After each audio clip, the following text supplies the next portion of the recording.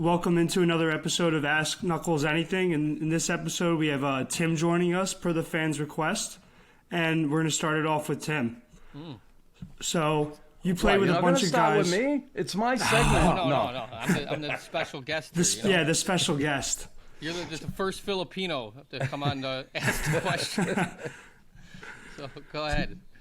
Tim, you played with a bunch of guys who just won the Stanley Cup in Chicago. What did they bring to the Atlanta Thrashers locker room?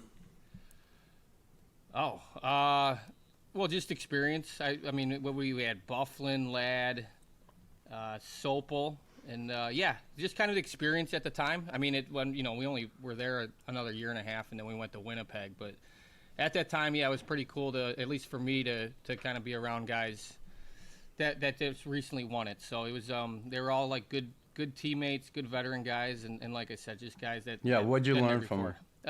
What'd you learn from them? Nothing, because I never played in the playoffs, so they were shitty teammates.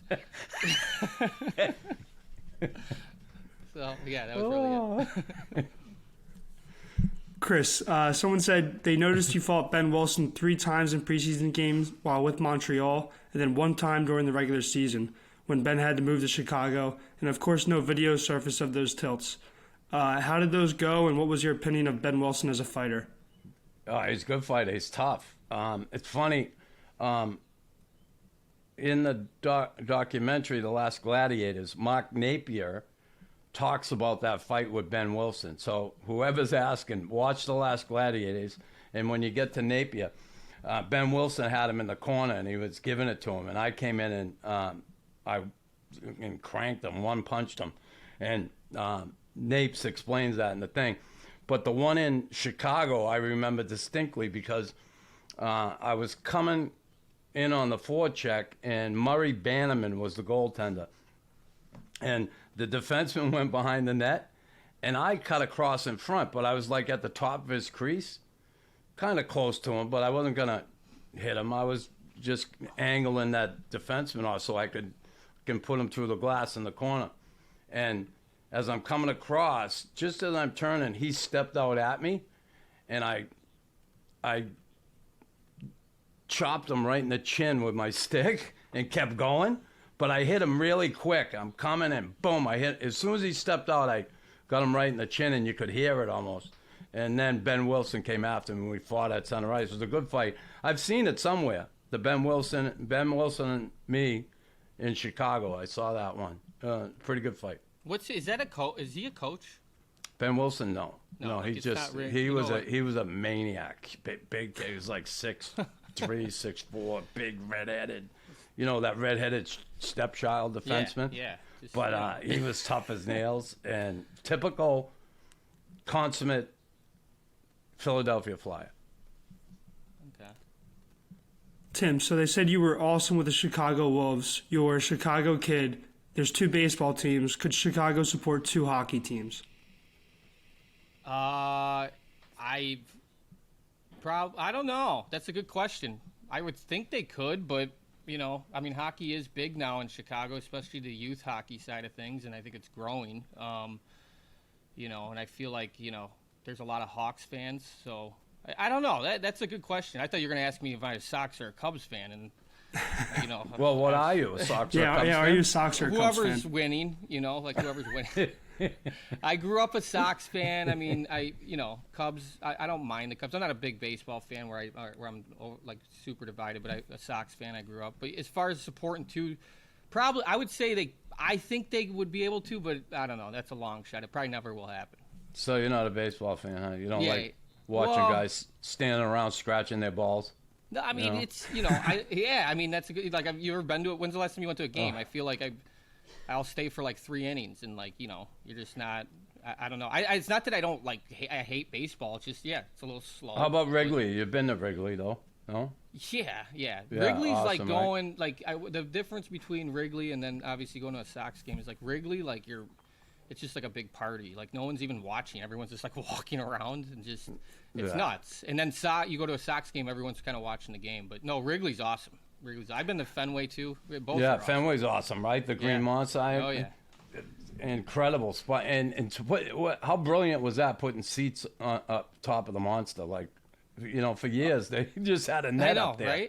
Right? Yeah, But two teams, and that's interesting, New York, right? You got New York, New Jersey. You got the two teams in New York, Long Island, and the Rangers. When you think of two teams, and when I think the rabid Blackhawks fans, right? I couldn't imagine another team going in there, right? And people even wanting to go, right? Yeah, I don't know. That's what I was like at the start of the question. I was like, yeah, no. By the end of it, I'm like, I don't know. I don't think so.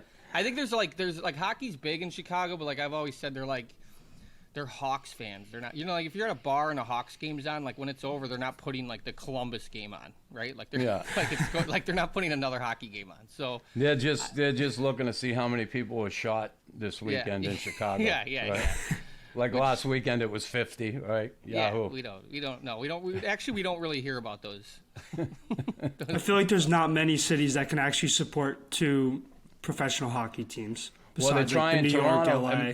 Like outside of Toronto, they've been trying. One guy was trying to get the team in Mississauga, and I'm sure the Leafs don't want it. It's like here, Montreal, Quebec City is 2.5 hours from here, 2 hours, and they had a team. And they're trying to get one back, and I'm sure they don't want it. I mean, the Habs want to, they want to have the monopoly on the Quebec fan. That's for sure. Mm-hmm.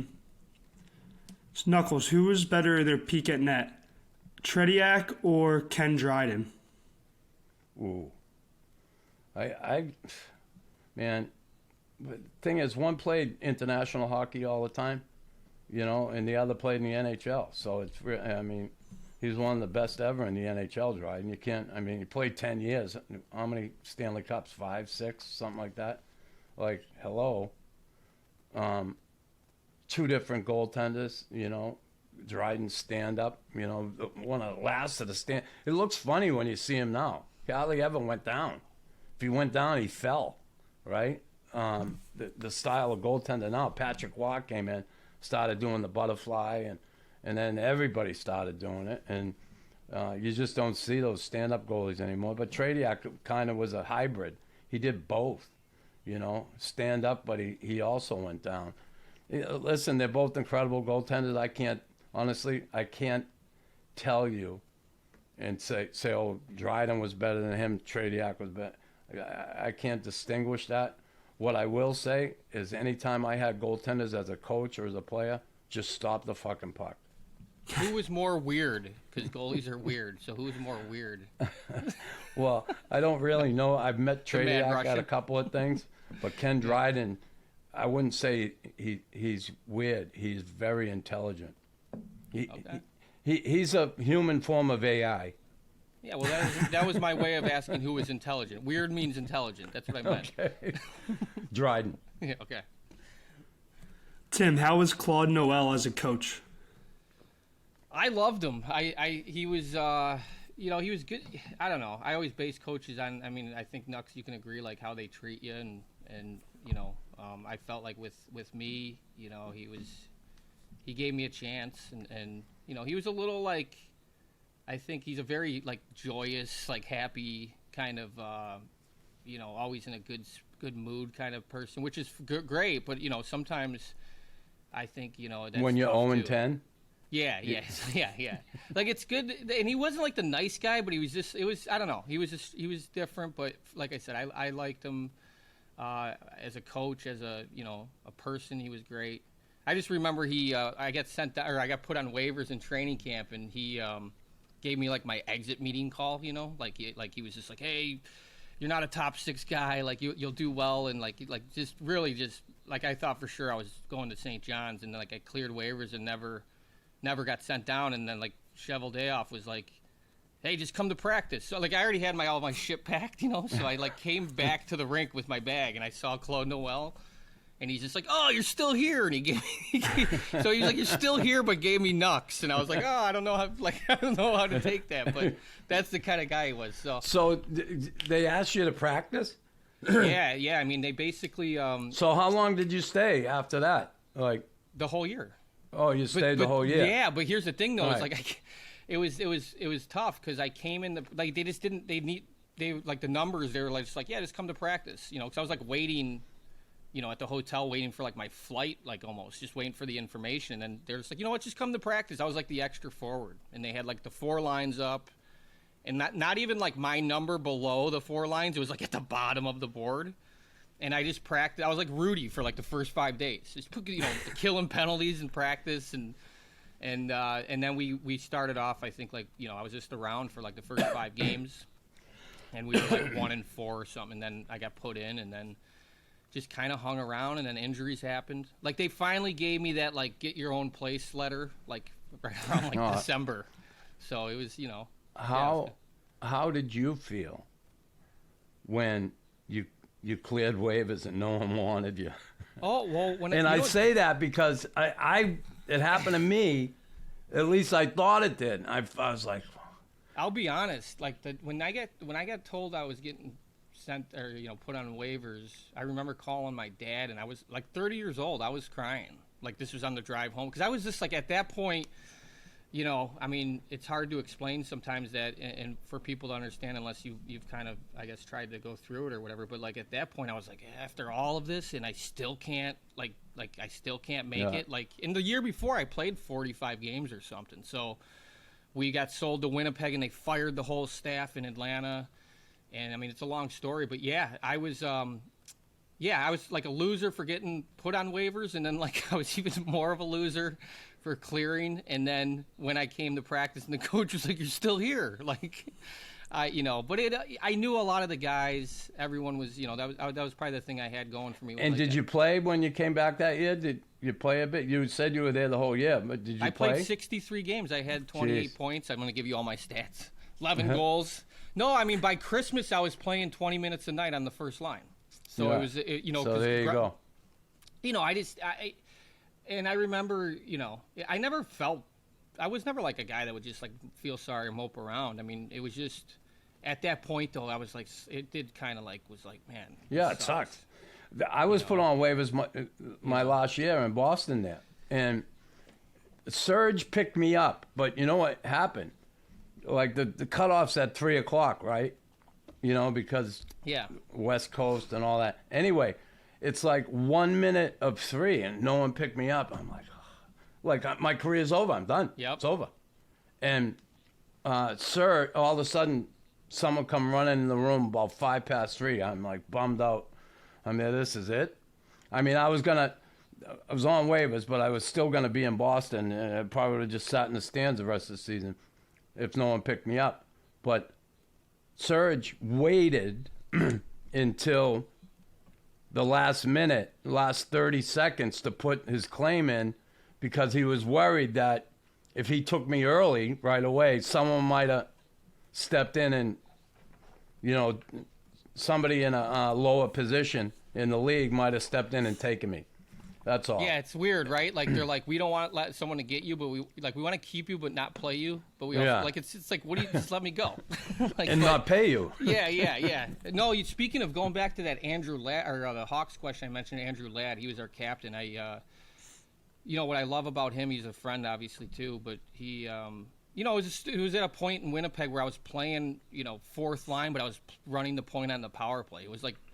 It was an awesome role, because at the time in the 4th line, like it was kind of changing. Like I didn't have to fight, but there was still like kind of a few guys out there that didn't know like there was a puck out there. So, you know, I would go out there and I wouldn't have to fight them. I'd have to like play hockey. It was almost like they used me in those situations to try to score or like create offense. And then I would play the power point on the power play and just feed buff one-timers and pick up these second assists. And there was times where I would be playing like consistently, and I remember one time I had like a 5-game point streak, but they would take me out when someone who they were paying money to like was off the IR or something. And at one time they tried to do that, and he went in there, Andrew Ladd, and was like, he's playing, you know, and they ended up keeping me in the lineup because he went in there. And I just always had respect for that. I thought it was awesome that he did that. So now, would you rather play for Claude Noel or Mike Keenan?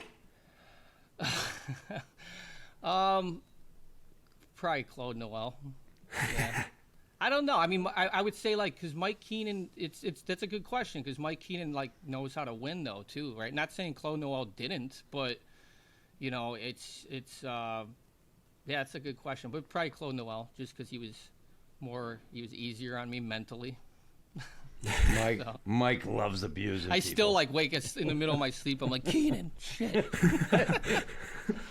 So, that's good. Chris, please tell your top 3 most intense fighting stories, both on and off the ice. Oh, God. I have 3 stories. I'm going to pick one off the ice. Yeah, we'll do one. 3 stories. We'll be here all day. I guess one on the ice was O'Reilly in Boston. And I remember my first game, Montreal, Boston. I fought Jonathan, then I fought O'Reilly afterwards. And I knew he was a lefty, and I said, I'm just going to go. And I threw a right, hit him, and he came back and hit me with 2 lefts before I could fire the next one. And the blood just poured out of my head. I was like, oh. Anyway, fast forward, about 4 years later, we're in Boston, and Pete Peters was giving me the stick in front of the net. He did it a couple times, and I went up to him. I said, one more time. I said, I'm going to take your head off. And we win the face-off. I go to the net. He give me the stick right between the legs.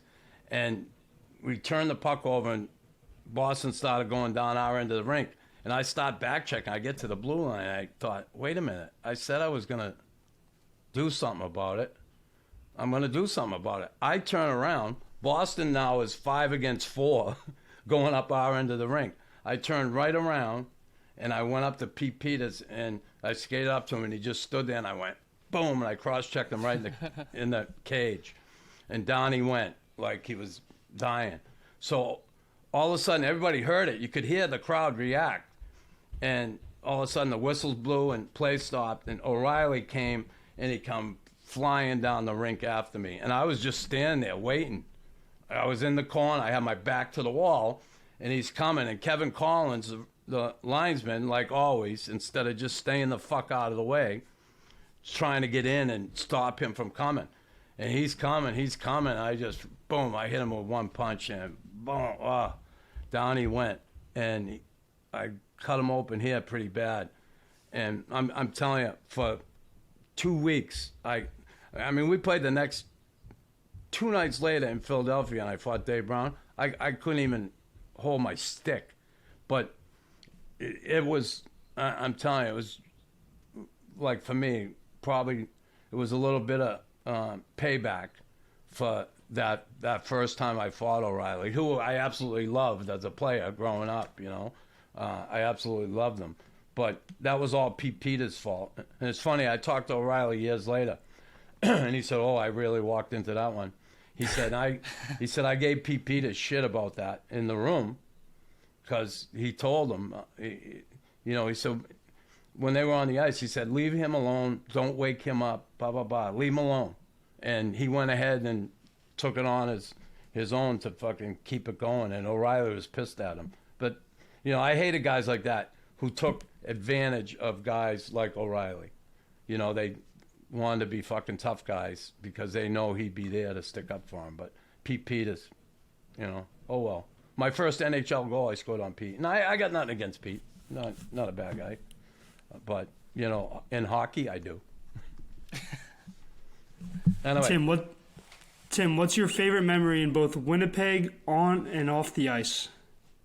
Oh. Off the ice, there was every Monday, it was called Booty Shake Mondays, and I used to go, and I'm being serious, I used to go, be a judge and pick, it was like a booty shake contest. No, anyways. So you were grading assholes? Not holes. Not holes. Okay. Just asses. Okay. Yeah, just I didn't get that deep. No, I'm kidding. Winnipeg was... sorry, the question was on the ice, off the ice. On the ice, yeah. Obviously, just the fans playing in front of that crowd. I think I don't think many teams liked coming into Winnipeg, so it was fun to play and being on the home side of that crowd.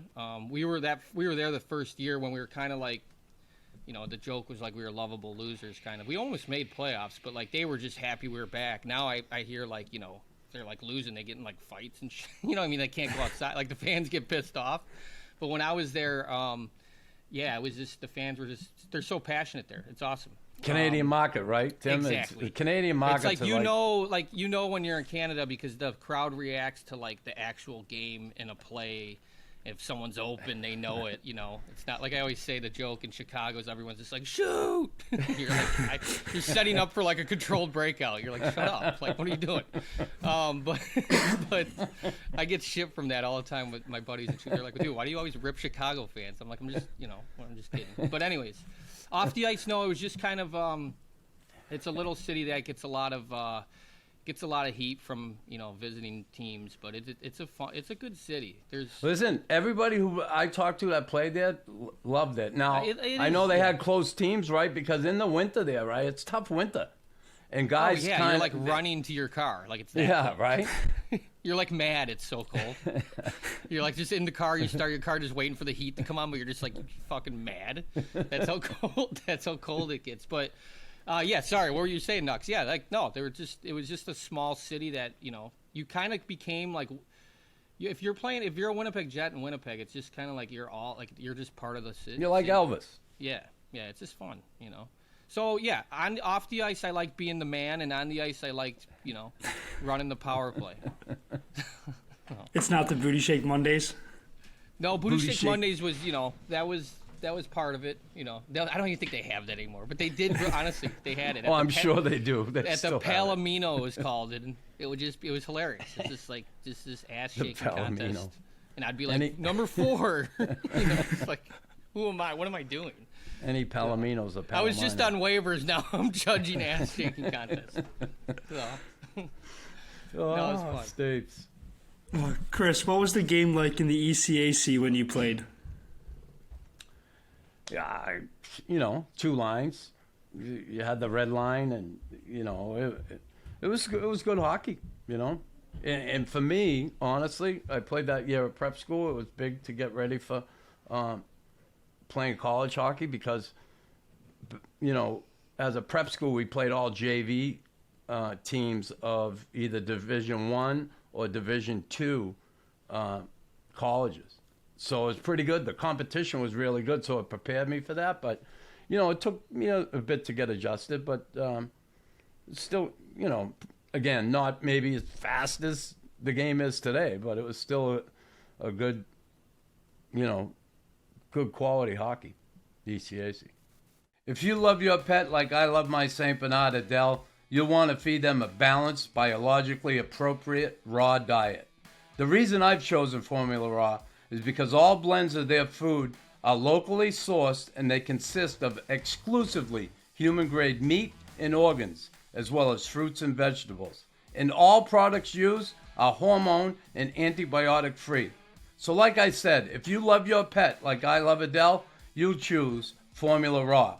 Make sure you go to formularaw.com and use the promo code RAWNUX at checkout to receive 10% off your first order. That's Raw Nux, RAWKNUX. Tim, what's the best and the worst thing about playing in Russia? Borscht. The best thing was money. No. Russian gas. Yeah. Money. Russian gas, money, things that matter in life. Like when I was in Russia, it was like money, Russian gas, and then family. Like that was my 3 priorities. No, I honestly as much as I tell stories or joke around. I loved Russia. Like that. Now that I'm glad I got to do it. I think the hardest part was traveling. I mean, we would go on like 9-hour flights to play like a game on Wednesday, and they had their whole and I'm not kidding. You can ask this one of the you can ask Chris Bork. I think was on the team, but the one game I was so jet lagged that I was literally walking out for warm-ups with my jersey backwards, just in Stapleton. I swear to God, one of the imports was like Stapes, and I went in and I was like, I was like so nervous. I was like, I can't play. I mean, it was just they didn't. I was just like I couldn't. I was like delirious, and like I went into the trainer's office. I'm like, I don't know if I could play, and all he said was like injection. It's like injection. It's like the only English he knew, and I'm like, no, I don't want an injection. But yeah, it was that was tough. You would go on like these long flights to play games and stuff, but overall the experience, I wish if I did it all over again, I wish I was probably a little bit less mentally negative, I guess. And I didn't mean that in a playful way. I wasn't like super negative, but I was American coming from the NHL, like in Russia, being like, what the fuck is going on here? But eventually you got to be like, hey, I'm in Russia and, I'm on their terms. And by the end of it, I respect it. Yeah. They wanted to inject you with methamphetamine and wake you up. Yeah. But, Russia, speaking of Russia, I'm so glad I had the opportunity to go there and see it. I loved Red Square. I loved St. Petersburg. It was awesome to see. The Hermitage. Red Square architecturally is out of this world. And I had the culture shock when I went, You had time to adjust to that because you were there for so long. I was there, I think, the first time 10 days. And, man, I couldn't wait to go home, but, I was happy. Well, I when was there on like the plane. 4 years, and by the third year, I couldn't wait to go home. So don't worry. 10 Yeah, days yeah, or yeah. 3 years. I always say they kind of get a bad, like Russians having no emotions. Like they're kind of just I respected it after a while because like in the U.S. it's, for example, you'd be like in an elevator in the U.S. and you see random person, you're like, hey, nice weather, huh? And then the guy, how you doing? The guy walks away and you're like, nice jeans, loser. like nice shoes. There they're just like, they don't talk at all. They're just Nothing. They're not fake. They just like to they worry about what they got to do, and like they do things a little bit backwards. You like if you're in an elevator at a hotel and you come down to a lobby and it opens, like the people on the outside don't wait for you to get out of the elevator. They just barge in. Yeah, you're like by the Run you by my over. third year I would be like just elbowing 70-year-old Russian ladies. Like I didn't give a shit. I was just like, Well, you just didn't care. But yeah, Right. it's just stuff like that. And but over time I was just like I loved it. People just worried about what they had to do, and I like Russians. Chris, would Max Pacioretty be interested in return under a minimum salary plus bonuses contract, and should the Habs consider making such an offer? Geez, I don't know. No, I wouldn't. Not in the direction the Habs are going. I think Max would come back, maybe. I don't know. That's a good question. You'd have to ask Max, but I don't know if it'd be one that I'd entertain considering the direction the team's going, the rebuild, and they got to keep moving forward, bringing young, hungry, large men into this organization. And I say that because, again, I saw it. You look at who's standing at the end. These teams, and I know Florida, they got a smaller fourth line, but they're pesky. They're on it. They're involved. They play physical. But you look at overall, like Vegas, big rumbling team. They got some big bodies out there. The guys who are standing at, you have to have talent. But usually the team standing at the end got talent and it has size. And for years here, the Habs have been a small team, especially up the middle. And you can't be. They had Jonta, who was the other guy? Scott Gomez. They had these small center icemen for years. David Desharnais. Like, they were teeny. What's wrong with small guys? Well, you can have them. No, I'm just kidding. You can have them, Tim, as long as you insulate them. But I you have agree. too many. Like Caulfield, Yeah. he's a small winger, Yeah. but he can score goals. So you can have him, but insulate him. He's going to have to be insulated. And having those bigger players around him is going to certainly help him and help the team. I mean, look at Florida. You're hearing about like Gudis a lot now. Like Yeah. Like, he's a big factor. Kachuk's not a, he's a hard, like, he's not just a skilled player. Like, he's a rat. Like, I mean, you're right. I mean, none of these teams that make it usually have that, right? Like, they have like that old school kind of build. But yeah. So, anyways. I'm not picking on little guys, you insecure little prick. No, I'm not. Yeah, I'm not. I'm not. No offense taken. Tim, what rink size do you prefer, the North American or international? Oh, the big rink. Yeah, like less hitting. No, I don't know. I like the North American rink. I think I played better on the North, even though I would say the international, just because like I could, use my speed more and you have more time. But like it's almost like too much time, you know. There was a lot, especially Russia. They were so good. Like that's why they're so good, like 1-on-1, like because they can just like hang on to the puck and, you know, like my line mate would do like 75 spinoramas with the puck in the corner, and I would just be like going back door 75 You'd be opening times. a pack of cigarettes waiting And then from the I'd pack. get to the bench, you'd be like, Tim, were you open? I was like, yeah, the 9th time I was open when I went back door, when you did your 9th spinorama. Like we'd have puck possession for like 2 minutes, but it'd be one guy would have the puck. But and I think North America, especially at the NHL level, it's almost easier. Like the puck does the work. You know, I think I know sometimes over in Europe and some of the teams I played on, we did man-on-man defense. It was crazy. So, like, if you just, like, lost a guy off the hash marks, he was just, like, everyone would just back away, and this guy would have, like, a breakaway. So it was different style. But as far as, like, the rink, yeah, probably international just because, you know, I'd hang on. You know, it probably suits my game more for sure. Yeah, give me that little matchbox any day. Yeah. Boston Garden was so small. Like you would love. I mean, right? Like you know, love that. It's good that the league finally said every rink has to be the same size because they had a definite advantage at home. You know, they built their team around that small rink. It'd scare the shit out of everybody. They had, you know, all the knuckle draggers, and I being one. You had to counter that somehow. But Philly, small rink. The Boston Garden was teeny. God, you had no room in the neutral zone at all. It was like that's the worst. Like that. Yeah. I'll be honest. Like games like that for me, I would be like invisible. Like it was so hard, especially like you know what I mean. Like where you're saying then the app, like everything's closed in on you. Not if I was riding shotgun with you, buddy. No. If then I would be the guy you were just talking about, where I would just take advantage, jabbing everybody, start talking coming shit. in. Yeah. What are you gonna do? What are you gonna do? What are you gonna do? Fuck with Niall. Go ahead. Fuck with Niall. Yeah.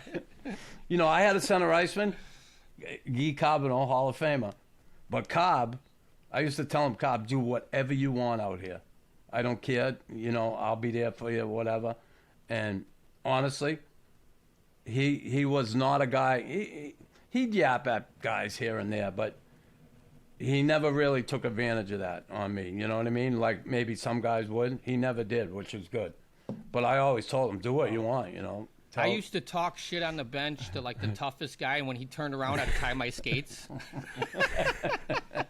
So he'd be like looking, and I'd be like down tying my skates, and I'm like, you know, guys. But it's just joking. I never really actually talked shit. I wasn't that guy, but it's funny. Oh.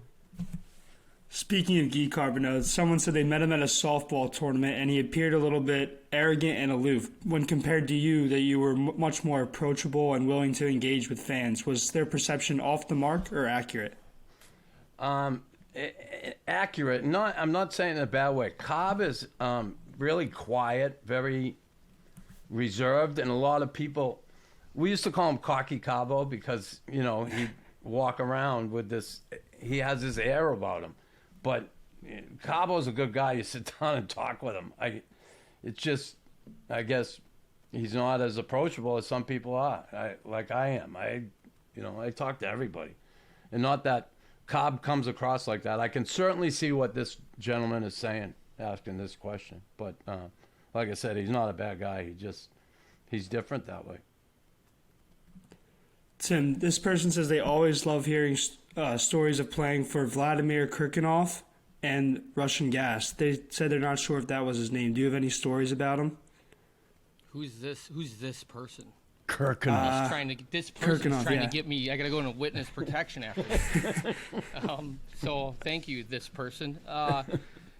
Krikunov. Yeah, I just heard his name and I forgot the question. That's how much I had him as a coach. Did you like him as much as Claude Noel? No. No. This guy was like Keenan on steroids. He wasn't. Here's the thing. He didn't know English, and like he would just do like old school Russian. Like the first day of practice, he would just, you know, like it was the night before a game. He would just be like, at the end of practice, he's like, all right, 50 laps. Like he just made us skate around 50 times. Where it's no just way. Like, swear to God, yeah. Or we would do like these tire pulls. He had us running twice a week in the woods, like late at night. We used to run 10 miles, and it was just shit that just didn't like. The guy would like do a 2-on-1 drill in practice and like didn't like watch it. He would just have a stopwatch. Yeah. And he was like, all right, this drill we're doing for 25 minutes. And it was just like, you'd be like talking to the, like, it was crazy. It was just like old school Russian. You know, I didn't really know that he was. Boot camp. I didn't know he was like a legend. So like when I did that Spit and Chicklets thing, I got like my agent in Russia called me. He was like, he's like, Russian media, you not liked in Russian social media. And I was like, oh, really? Why? And he's like, because you just trashed one of the most famous coaches. First off, I don't even think his name. You said Vladimir. I think I called him Igor on the show.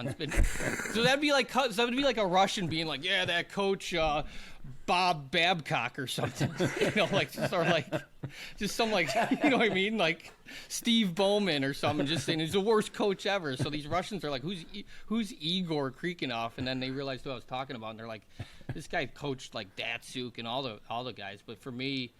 Yeah, I mean, the funny thing is that guy probably doesn't even remember who I am. But, yeah, no, he was definitely, you know, I got traded. So, and usually I'm not a bad guy, so I was trying to get out of there. But he was nuts. I guess I could have said he was crazy. Knuckles, why didn't the Bruins take interest in you before the Habs? Oh, honestly, it's tough to answer.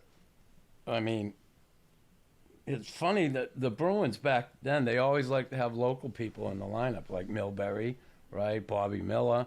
They always look for that local kid. I was playing at Northeastern. Rod Langway was playing up in University of New Hampshire, and we both end up with the Montreal Canadiens. I'd have been certainly the consummate Boston Bruin if I started my career there, but, you know, it didn't work out that way. Yeah, maybe they were looking for different type of player back in the day. Maybe they never even knew about me at Northeastern. I have no idea. I know one thing. I ended up in Montreal, and I'm glad I did because I probably would have never won a cup, right? So. At the time you were getting drafted, did you ever think about that? Like you just got drafted by the Canadians. Why didn't the Bruins look at me? I was never drafted. Oh, you were asking Nux. Okay, yeah, sorry. I thought you were asking me. Yeah, when the draft, I didn't even know anything. I didn't know about the draft. I didn't even, you know, it was 1978. I know the draft was coming, but I didn't even pay attention to it. I found out through a sports report, you know, and then 2 weeks later I got a letter from the Canadians. Back then, guys didn't go to the draft. It was just all the GMs. They'd go to Montreal, Queen Elizabeth Hotel, and they'd do the draft. There was hardly any media, anything. So I found out. I was in a bar, a college bar called the Cask and Flagon, and somebody came up to me and said, hey, we just saw you get drafted by the Montreal Canadiens. What if you didn't get drafted? What was your plan? I think I would have ended up in the military, to be honest. Yeah. Oh, you were like, no hockey. Like. Yeah, well, what was I going to do? Back then it was like, you know, if college is over, right, and I wasn't drafted, where would I play hockey? What would I do? Right. Back What do you then? do? Like just go to what do you do? Go to a training camp, like you know, a tryout? Yeah, it's not. You had to be invited, so it's not like you had any choice in the matter. And you know, I was studying criminal justice, and I thought of being a lawyer, and I knew it could have been a good one, but I didn't pursue that because of the hockey. But honestly, I look now and I wonder if I love. Military stuff. I love military history. Like I would have, and I often think what it would have been like back then if I tried to have been a Navy SEAL, because I have so much respect for those guys and what they do and how difficult it is to become one. My niece is married to one. I know him. He's a hockey player. He's a great kid, and he's been in there 11 years now. And I just. But and it's funny, I talked to Jamie about it. She think I could have made SEAL training and become a SEAL, and she thinks I could. I think I could have, except for maybe one thing. So I don't know if I'd be able to qualify. I'm claustrophobic. And, yeah, you know, they got to get in them mini subs. Like, and they get in them, and they go on, like, you're in the thing for 10 hours. Not like... You know, yeah, 5 but minutes. you never had to probably try to overcome that. You know, Yeah. you're seeing like someone that you try to overcome something, you will. But so I often wonder if I could, right? I'm claustrophobic too. Yeah, I would be like, and when I was a kid, if like in sports, like they do the pile up after you get game winning goal, like on the goal. Get off me. I would be on the bottom like crying, like just stop. Oh, it's the worst. So Tim, which of the former players that you've met co-hosting Raw Knuckles and also playing the NHL have been the most impressive to you? Honestly, one of my favorite guests, I guess, even though it's not a former player, I love that Liam McGuire. Is that his name? I loved it. Liam. I loved it. Like, I just love stuff like that where you realize like how much time someone put into their craft, and like, yeah, him being Stats Sundin, like just knowing everything about hockey. Obviously, it might come off to people as like more of a joking thing, but it's just like, man, I thought I was blown away by that. But as far as players, like Jacques Lemaire, like I had no idea he had 9 Stanley Cups. Right. I mean, there's kind of too many. I think a lot of guests we've had are guys that like I grew up watching, and it's just kind of sometimes it's a little surreal to be like, whoa, I'm interviewing this guy. But Don Cherry was awesome. Right. I love the way he Drake. came in with the suit. Yeah, I mean, if you go back, at least in my lifetime, you could put that on a multiple choice question of like what I might do in life, and these would not be on there. Like interview Don Cherry, like that would be like, I just yeah. I mean, there's probably a few more, but overall, some of guys like that, like Lemaire, Don Cherry, the guys that are like iconic in the game. So it's been fun to do those guys for sure. Nux. I interviewed Nux. Yeah. Yeah, sorry, Chris. You are that's my number one, but I just didn't want to. So. Chris, where does the part of the intro that says he's a madman come from? He's a madman. Bring him on. Oh, you were like fighting. I was coaching. No, I was coaching in the East Coast Hockey League, and I was contesting a penalty. We had a great hockey game. It was a 1-1 game, and the guy come through the crease and hit our goalie, knocked him off balance. He fell. They scored a goal. I asked the ref, "Can you give me an explanation?" I wanted to talk to him. Yeah, I was like, yeah. So he gave me the see you later. He didn't even come to the bench. I mean, what? How? Anyway. He just ignored me, and I just took every fucking stick off the bench and threw it out in the ice. I emptied the rack. I started grabbing them from players sitting on the bench. You can go and find it it's somewhere on the internet. I haven't seen it. Somebody put it out. It had nothing to do with like the 300 fights. It came from a coaching. No, exactly. I threw every stick out in the ice, and that guy was up in the box saying, "He's a madman. He's a madman. Throw him all out." You're like, I'm not even mad. You're like, I'm not even mad. I'm just having fun. Yeah, guys. I'm just blowing a little steam off. I'm upset. Yeah, so that's where that came from. It had nothing to do with a fight. Nyland going ballistic. I love it.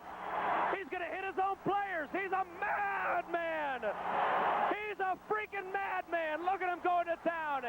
That'll be a suspension. That'll be a fine. Nyland getting every stick. There go the rest of them. Bring them all out, Nyland, you freak. Wow. Fucking referees. So, Tim, you were born in Illinois. You traveled all over the world as a hockey player. Where do you live now, and then why did you choose this particular city? I live in Long Beach, Indiana, which is like it's pretty much anyone that is in the Midwest, you drive from Chicago to Detroit, you kind of hit a kind of an area where it goes like Illinois, Indiana, Michigan, all within like 30 miles. Like I'm on the border of Michigan and Indiana. I live in Central Time, and my kids go to school in Eastern. I'm not kidding you. Like I'm late a lot. Is what I'm saying. But it's really it confuses the shit out of me. I've been here for like 7 years, and I'm always just like, what time is it? But it's right on Lake Michigan here, and it's only 60 miles from Chicago. I ended up here when I was in Russia. I just kind of at the time, I was just kind of like only going home 2-3 months a year, and I kind of wanted to. When you live in the city, I love the golf, but like when you live in Chicago, you have to like golf around traffic, and it was kind of just I like to fish, and that's kind of some of the things. To fish. I know, and I do too. I don't know what I'm doing. I had this fishing boat for like 2 years because I used to live like in this marina, with a it had like a boat slip attached to like my apartment. I had this fishing boat, and I swear to God, I took this thing out down this little river by my house for like 3 years and like never even got like a bite.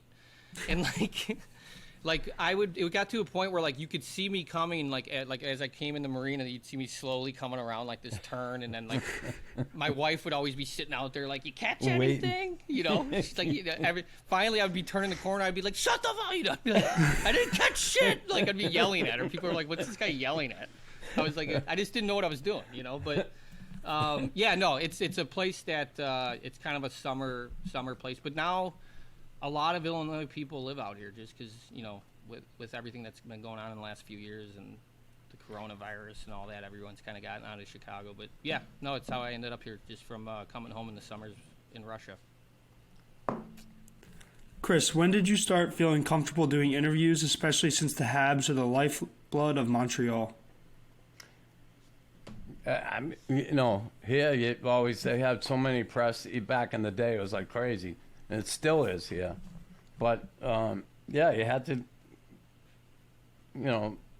to get comfortable quick doing it. And sometimes, you know, media and players have this adversarial relationship. You know, I remember when you know, guys would write negative shit, and guys would be like, oh, those guys are never going to fucking help us. They got nothing to do with us. Don't even pay attention to them.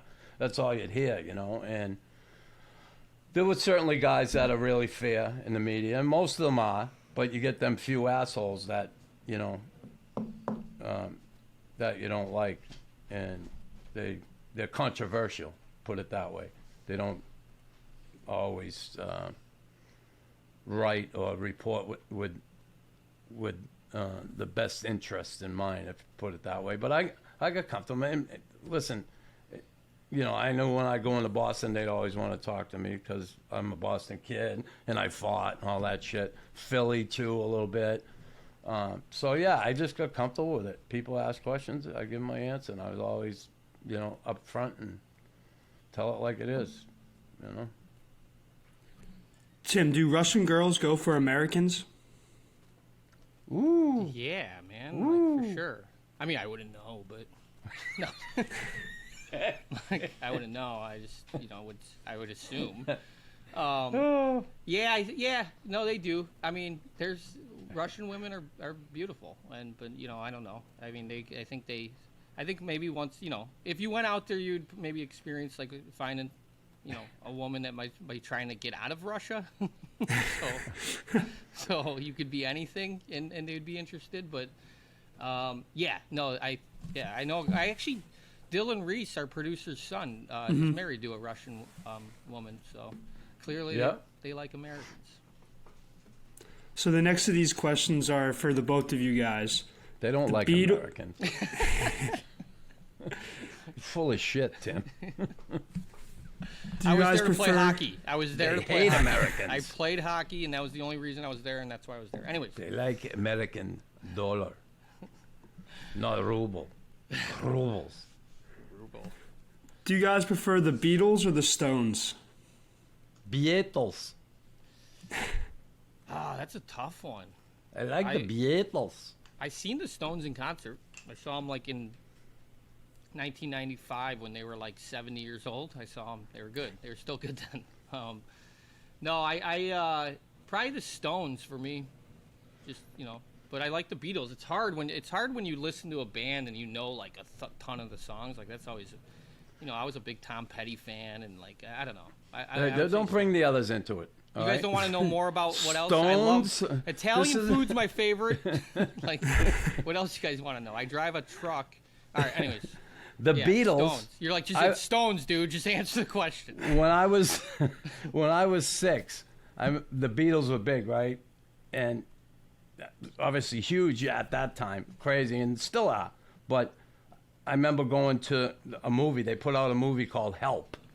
Help, I need somebody, help. Yeah. Anyway, I went to the movie when I was like 6 years old. It was like crazy, Beatlemania.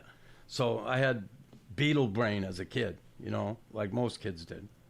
Yeah, they are. Yeah. So, Okay, Beatles. I changed my answer. Traditional or creamy coleslaw? Who's that to? Because I don't like either. Both of you guys. That was one of the most random questions that we've ever gotten, I think. Okay, here's the deal. Neither. The same as Tim. I'm not a big coleslaw. Coleslaw, you can have it. Have you guys ever been starstruck? Yeah, and when I look in the mirror, I'm fucking starstruck. No. Yeah, I mean, not... I have. Yeah, go ahead, because I know I obviously I have. I'm just trying to think. I'll give you time to think then. Yeah, let me... I was starstruck when I met Bobby Orr the first time. Oh. I was in Boston, walking up to the State House, and Bobby Orr had a friend that was the treasurer of the state of Massachusetts at the time, Bob Crane. And I worked for Bob Crane, and I was heading up Beacon Hill, heading to the office. It was when I was in college. And I bumped into Bobby Orr, and he saw me, and he said, "Hey, Chris, how you doing?" And he grabbed my arm. He said, "Take it easy on the weight. You're getting..." You know, and I had just been drafted by the Habs. And, you know, it was just so cool. I was like, I didn't know what to say. You know, I'm your biggest fan, bro. Yeah. No, you that's know, what, I yeah, was starstruck for sure. I was playing for the Wolves. Now I got we were in Grand Rapids, and Steve Yzerman was there, and I'm a huge. I grew up a big Red Wings fan, and so after the game, you know, my hair was still like wet. I was just like showered. I ran. The bus was like everyone's on the bus waiting for me, and here I am like, you got to sign my stick. And he was even like, didn't you? Just How old were play? you?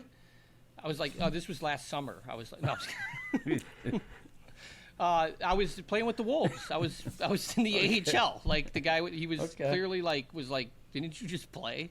He was kind of confused, but I was just a huge fan, and I had him sign my stick. So that was definitely a starstruck moment.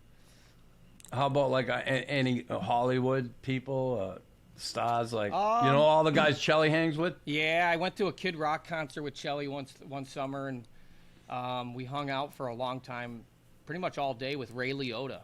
He passed away recently. Oh, yeah. Ray Liotta, and I'm a huge fan. You know, I love Goodfellas, and I mean he laughs. Yeah, he was awesome. He laughs identical to like his character in Goodfellas. Hey, like I saw him. I was at Gold's Gym in L.A., okay? Santa Monica, sorry. And I was working out. It's when I went to rehab the first time. And Ray Liotta was in there on one of them sit-down bikes. And he had the newspaper. And he's just pedaling, reading the newspaper. I'm telling you, I was like I wasn't starstruck, but I'm like, he was exactly like I thought he'd be. Exactly. You know? And that's the thing. That's what I loved about him is like when I met him, it was, you know, I wasn't trying to be like, I'm not, you know, and he was like really engaging, like asking me like, hey, you work out? Like he was like kind of like drilling me about like my fitness. Like, are you in shape, much as shape as Chelly? I'm like, no one is. Like, you know, but I just liked him because I've met a few other, I feel like actors in general are just, you know, nerds with money. Acting. Yeah, they're nerds with money, so now they're all popular. They don't know how to act all of a sudden. They're like awkward around you, right? Like, and so he was someone, true, right? Like, but he was someone that just was a normal dude, and he was just, you know, he was awesome. Yeah. So there's our starstruckers. I mean, he's probably saying that he's probably telling his friends like he was starstruck, right? Like, I met Tim, the kid who played in Russia. Some guy Tim. Some Chinese guy that said he played in some the Russian NHL. gas guy. Some Japanese kid that said he played in the NHL. I don't know his last name. His name's Tim. Anyway. So how does money on the board work in the dressing room, and do you guys have any good stories about it? Money on the board is, you know, all right, I was traded to the Rangers. First time we played the Habs, I got to throw up the money on the board for the game winner. That's all. You throw it up, whoever gets the game winner gets it. If you lose, the money goes back in your pocket. Yeah, the Miners was hilarious with that because it would be like money on the board. So guys would just be like, you know, anyone's parents in town? You know, like just. I remember I'd be driving to the rink with like Jason Krog or somebody on our team, and I would just be like, yeah, I got this, you know, whatever. I got girls coming in from LA, you know, and don't tell anyone, you know, and and then like 5 minutes before we're getting our skates on, he'd be like, anyone fly anyone in from LA? Maybe so, you know, like just. And I'd be like, you know, money on the booth, you know, and everyone's like, ooh, you know, and we'd throw money on the board for just the dumbest things. But yeah, no, it was more of just kind of getting the team, like, you know, giving a team the reason to win, and then you use it for a party, and at the end, whatever you want to do. It's kind of more of a locker room thing, but it's, yeah. I always put money up on the board when I knew we were going to lose, you know. I was one of those guys. So, anyway. So do you think part of the problem with so many concussions is the equipment, specifically the football-style shoulder pads? Not so much. I think it's more the speed and, the speed of the game. You know, Yeah, I certainly feel- the equipment can help, but I don't think that's the main reason. Yeah, I would agree. I think, I mean, they even say, like, it's not like so much like someone getting hit into the boards. It's like collisions at center ice, you know, and you're you know, but yeah, definitely the speed. I don't know. You know, I didn't really throw a hit in my career, so I'm not really familiar with all this physical talk. Who do you guys have the Habs taking with the 5th pick in the upcoming draft? I'm thinking I like to I don't know that if I can Michov, name 5 people. the Russian Michov, I think. That's what I've been seeing a lot of too. Did you see the shit that kid does with the puck? There was a video of how he flips it up. He goes behind the net, flips it up over, and comes around and bats it in every time. And then he does the Michigan, or the It's so crazy how, the Moscow, whatever you want to call like it. this the Michigan Bedard. I know he's the real deal and stuff, but it's like, how can you get like? I figured McDavid was like you can't get better than him, can you? Right. Like, you know, but they just keep getting better and more skilled and. So who you got at 5, Tim? That Canadian kid. I fucking have no idea. I gotta I don't know. I couldn't name 5 kids. I gotta, yeah. Whoever, someone after Bedard's gonna get picked. Google it. Yeah. So this is the final question. What are your guys' Stanley Cup Finals predictions? Ooh. You're going first this time.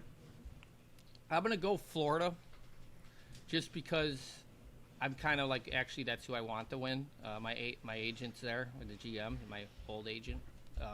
But I just like Florida. I don't know, like the whole like rest thing. I know that shit like always been talked about, but maybe Vegas I could see coming out and pulling out a win or two right away. But I think Florida in the series will come on top, in my opinion. I'm like Carolina. I think Carolina will win. Is that your opinion? Yeah, no, Florida. I got Florida. In 6. Florida in 6. Oh my God. ESP right there. Yeah, well, you know. Florida in 6 says Knuckles. I'm going Florida too. And more. Do I think they can keep it going? Yeah, I want to see them win. I'd love to see them win. Yeah. Hey everybody, thanks for listening to Raw Knuckles podcast. Please like, follow, and subscribe.